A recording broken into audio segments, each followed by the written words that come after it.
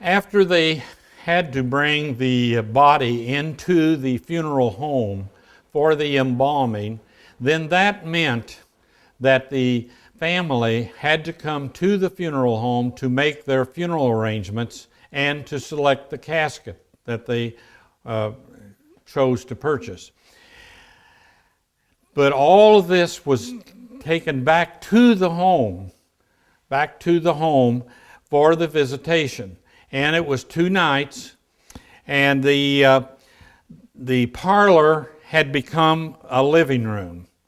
And they would take every piece of furniture out of the living room, and the undertaker would take out 4, 5, 6 dozen chairs, because you would take the couch out, because you could get 6 folding chairs where you could just sit 3 people on a couch.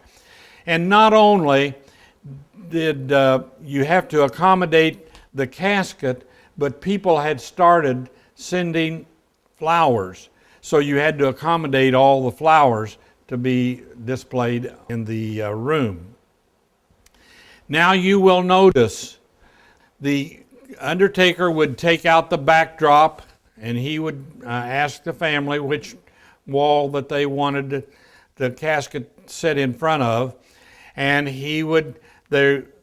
all the catafalque would hide the church trucks that he had taken to set the casket on.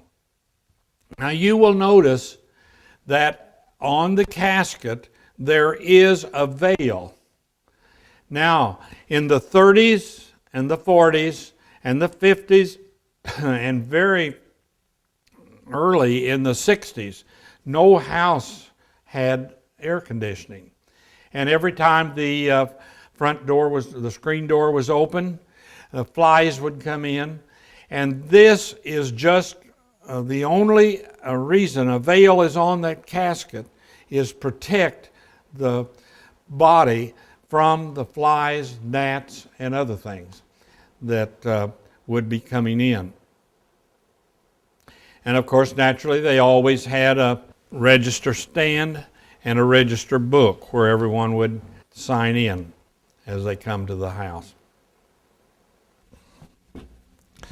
Yes, we can look out the front window in the living room, and we can see that the hearse is already here, and the cars are lined up to fall in line behind the hearse.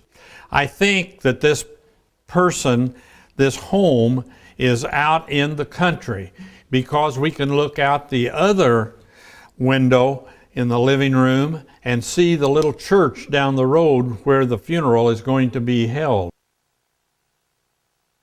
And the cemetery that's out at the side of the church, the grave is already ready to receive the casket.